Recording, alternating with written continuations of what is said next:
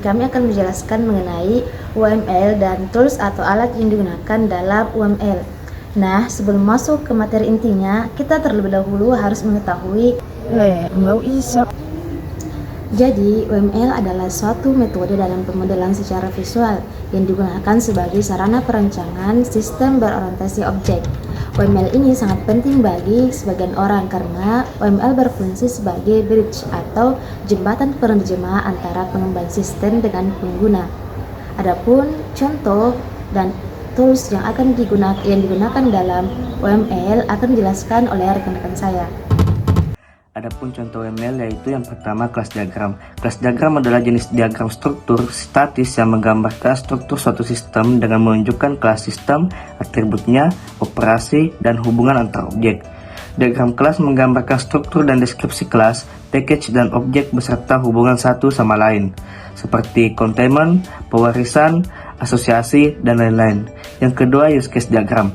Use case diagram adalah jenis diagram UML yang menggambarkan fungsi ruang lingkup dan interaksi pengguna dengan sistem tersebut. Diagram use case memvisualisasikan interaksi antara pengguna dan sistem, serta tindakan apa saja yang dilakukan aktor terhadap use case secara rinci. Selanjutnya yang ketiga, sequence diagram. Sequence diagram atau diagram urutan adalah sebuah diagram yang digunakan untuk menjelaskan dan menampilkan interaksi antara objek-objek dalam sebuah sistem secara terperinci. Selain itu, sequence diagram juga akan menampilkan pesan atau perintah yang dikirim beserta waktu yang dilaksanakannya. Adapun objek-objek yang berhubungan dengan berjalannya proses operasi biasanya diurutkan dari kiri ke kanan.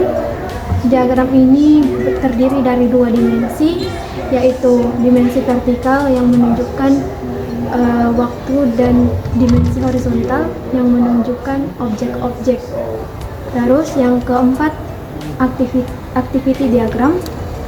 Activity diagram ini adalah jenis diagram UML atau Unified Modeling Language yang digunakan untuk menggambarkan alur kerja atau proses dalam sebuah software atau proses bisnis. Diagram ini menunjukkan urutan aktivitas atau tindakan yang terjadi dalam suatu proses serta hubungan antara aktivitas-aktivitas tersebut. Activity diagram pada dasarnya adalah rancangan aliran aktivitas atau aliran kerja yang digunakan pada sebuah sistem yang dijalankan.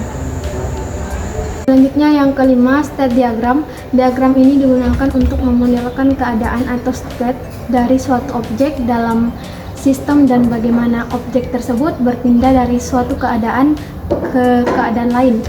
Biasanya digunakan untuk menggambarkan perilaku objek digunakan untuk menggambarkan perilaku objek yang dinamis. Yang keenam adalah objek diagram. Objek diagram adalah suatu diagram yang berfungsi untuk mengatur atribut, objek, dan hubungan antar contoh dalam diagram. Diagram objek juga dapat menampilkan struktur model sistem dalam waktu tertentu. Objek diagram berasal dari kelas diagram, sehingga diagram objek tergantung pada kelas diagramnya. Ketujuh, komponen diagram. Komponen diagram adalah representasi grafik yang memperlihatkan hubungan dan ketergantungan antara kelompok-kelompok dalam suatu sistem. Diagram ini membantu memahami struktur fisik sistem, hubungan antar komponen, serta perilaku layanan terkait dengan antarmuka. Yang kedelapan yaitu deployment diagram. Adalah sebuah bahasa UML yang dipakai untuk menggambarkan, menspesifikasikan, dan mendokumentasikan metode yang terjadi pada suatu sistem software berorientasi objek yang akan dibangun. Baik, untuk materi selanjutnya itu komunikasi diagram. Jadi komunikasi diagram ini adalah suatu diagram yang menggambarkan struktur interaksi yang terdapat di sekitar objek. Seperti halnya itu sequence diagram dan hubungannya terhadap yang lain. Jadi komunikasi diagram lebih mengedepankan peran dia lebih mengedepankan peran setiap objek dan bukan pada waktu pengiriman pesan. Yang ke-10 itu Interactive Overview Diagram. Jadi gabungannya antara diagram aktivitas dan diagram urutan yang menunjukkan pandangan tingkat tinggi dari interaksi dalam sistem. Yang ke-11 itu Packet Diagram. Ini merupakan salah satu struktur UML diagram yang menggambarkan paket kelas use case atau komponen sistem lainnya, dan disertai dengan ketergantungan kelas satu dengan kelas lainnya.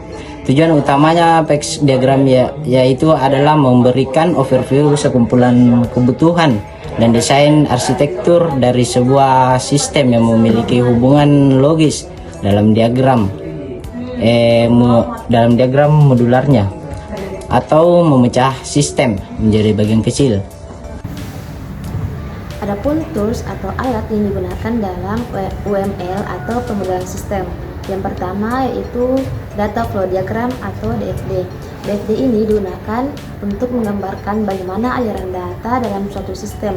Ini memperlihatkan bagaimana data masuk ke sistem, bagaimana data diproses, dan bagaimana data dikeluarkan. Adapun komponen dalam DFD yaitu yang pertama External Entity, Process, Data Flow, dan Data Store. Contoh kegunaannya yaitu untuk memahami bagaimana data bergerak dalam sistem penjualan online dari input pengguna, pemrosesan pembayaran, hingga pembaruan struk rincian.